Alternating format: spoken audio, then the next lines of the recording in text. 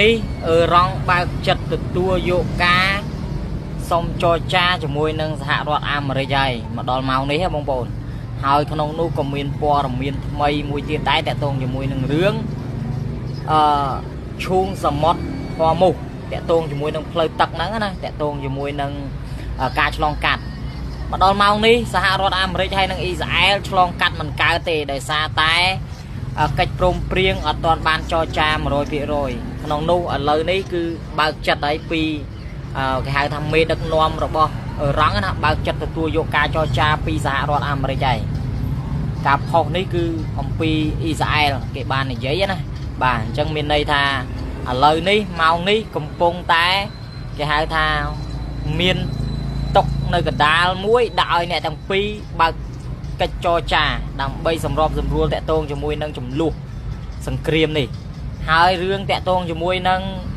ផ្លូវទឹកនេះគឺគេអត់ទាន់ឲ្យបើកទេបាទអ៊ីស្រាអែលក៏មិនទាន់ឆ្លងកាត់រួចសហរដ្ឋអាមេរិកក៏មិនទាន់ឆ្លងកាត់រួចដែរតែខុសពីនឹង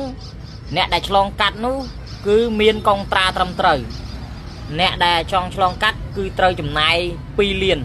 បាទ2លានលុយចិនណាបងប្អូនបាទមកដល់ម៉ោងនេះហើយប្រទេសណាទាំងអស់ចង់ឆ្លងកាត់ចំណាយលុយបាទរងដាក់បាទដាក់កំណត់ឲ្យអញ្ចឹងតែម្ដងអញ្ចឹងមកដល់ម៉ោងនេះគឺបើយើងនិយាយថាគាត់សម្គាល់តិចទៅសង្គ្រាមចាប់ដើមរៀងអន់ថយតិចហើយបាទបន្ទាប់ពីសហរដ្ឋអាមេរិកគេដកថយមកជាហ៊ានរងគេចាប់ផ្ដើមនៅធម្មតាប៉ុន្តែម៉ោងនេះគេចាប់ផ្ដើមទទួលនៅអ្វីដែលសហរដ្ឋអាមេរិកចង់បានប៉ុន្តែគ្រាន់តែថាអ្វីដែលចង់បានហ្នឹងយើងអត់ទាន់ដឹងថានៅក្នុង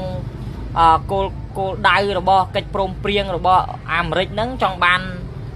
ដែលតាក់ទងជាមួយនឹងរឿងដែលអាមេរិកដាក់ឲ្យណាប៉ុន្តែរងអត់ទាន់បានសម្រេចទេគ្រាន់តែថារងហ្នឹងគេចង់នៅអង្គុយតុចរចាដើម្បីនិយាយគ្នាសិនដើម្បីបន្ថយចំនួនហ្នឹងកាន់តែត្រជាក់វិញកុំឲ្យក្តៅខ្លាំងជាងមុនព្រោះឯនៅតំបន់នេះវាក្តៅណាស់នៅហោះមូសនេះវាក្តៅព្រោះឯដោយសារតែកប៉ាល់ធំហ្នឹងគឺវាចេញចូលបានទេនៅច្រកហោះមូសនេះណាប៉ុន្តែមកដល់ឥឡូវនេះគឺចាប់ផ្ដើមមានកិច្ចព្រមព្រៀងមួយឥឡូវនេះគឺកប៉ាល់ខ្លះក៏បាន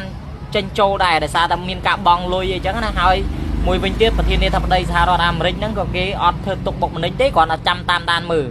អញ្ចឹងណាក្រៅពីសហរដ្ឋអាមេរិកក៏ចេញអត់រួចដែរ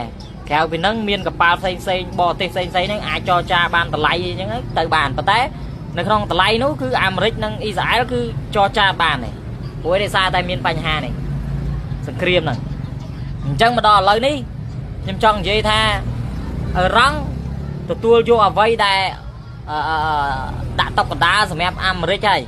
ដើម្បីនិយាយគ្នាថាតើទៅទៅមុខទៀតហ្នឹងគាត់ទាំងពីរនាក់ហ្នឹងអាចឆ្លោះគ្នាទៀតអត់បើនៅតែបន្តឆ្លោះឬមួយក៏យ៉ាងណាសង្គ្រាមនោះនឹងកើតឡើងសារជាថ្មីហើយ